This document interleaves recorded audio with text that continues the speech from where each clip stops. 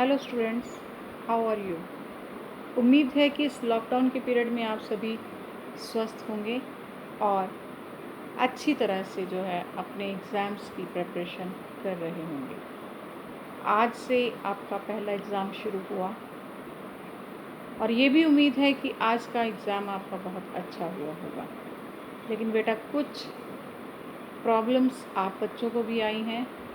और हमें भी आई हैं। ये फर्स्ट टाइम है जब आप ऑनलाइन एग्ज़ाम्स दे रहे हैं। सबसे बड़ी प्रॉब्लम ये आई है कि बच्चों को बताने के बावजूद भी वो बार बार शीट्स के बारे में पूछ रहे थे, जबकि पहले रविंदर सर, भवनीश सर ने अपनी अपनी आप को वीडियोस भेजकर ये बताया है कि आपको पेपर जो है वो सिंपल शीट के ऊपर करना है, जो आपकी छोटी क्लासेस से आप करते आ रहे हो। ठीक है बेटा, ऐसी शीट के ऊपर ही आपने पेपर करना है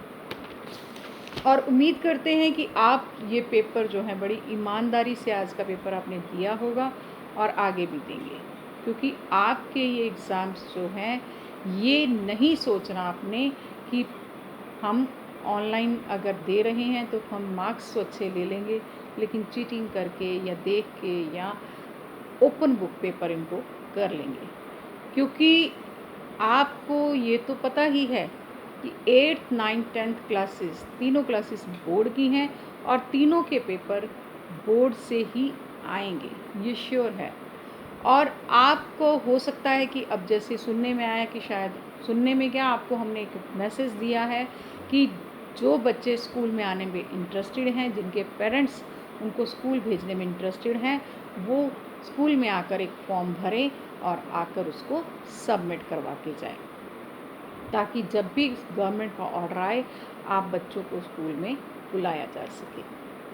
तो ये एग्ज़ाम्स की बात मैं कर रही थी कि ये एग्ज़ाम्स आपको उतनी ही ईमानदारी से देना है जैसे आप स्कूल में देते थे, बल्कि उससे भी ज़्यादा ऑनेस्टली आपको देने हैं। क्योंकि ऑनलाइन स्टडी में हो सकता है आपका कोई लेसन जो है वो मिस हो गया हो, आपका कोई लेक्चर स्किप हो गया हो, तो आप उसके लिए भी अच्छी तरह से सेल्फ प्रिपरेशन करें और अपने पेपर को ऑनेस्टली दें, ताकि आपके सामने आपकी ही एक क्लियर पिक्चर आ जाए कि हम कितने परसेंट जो हैं फाइनल एग्ज़ाम के लिए रेडी हो चुके हैं। और हो सकता है कि गवर्नमेंट का कोई ऑर्डर ऐसा आ जाए कि जो पेपर अब हो रहे हैं स्कूल्स के अंदर, ऑलमोस्ट सभी स्कूल्स में हो रहे हैं सितंबर के, इन्हीं में से जो है आपकी फर्स्ट सेम की असेसमेंट लग जाए। तो या फिर जो आपके प्रैक्टिकल्स होंगे या और फुल ईयर की असेसमेंट लगनी है, वो भी इन्हीं के बिहाफ पे लगे, क्योंकि अभी तक तो यही नोटिस में है कि इन्हीं के बिहाफ के ऊपर लगेगी। इसलिए बेटा आप इनको ईमानदारी से करेंगे। प्रैक्टिकल्स में भी आपके पेपर जो हैं उसमें ऑरल भी कुछ ना कुछ वाइवा लिया जाता है, तो वहाँ पर जब आपने पेपर में लिखा होगा और नहीं सुना पाओगे तो वो आपके लिए एक नेगेटिव इम्प्रेशन होगा। तो इस उम्मीद के साथ कि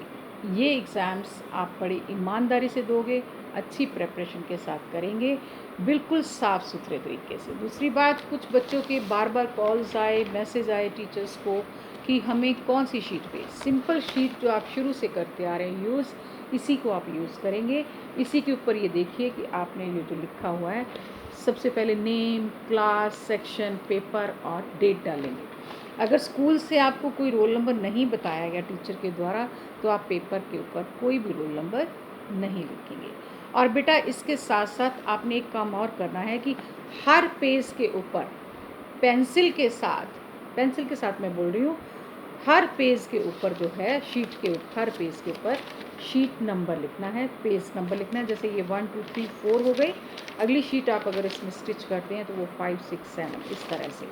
शीट को कंप्लीट पेपर होने के बाद आपने एक साथ इनकी पिक्स सारी जो हैं, अगर तो पीडीएफ बनाते हैं तो बहुत अच्छी बात है, अगर पीडीएफ नहीं बनाना आता तो ये सारी पिक्स आप एक साथ ही ग्रुप में सेंड करेंगे।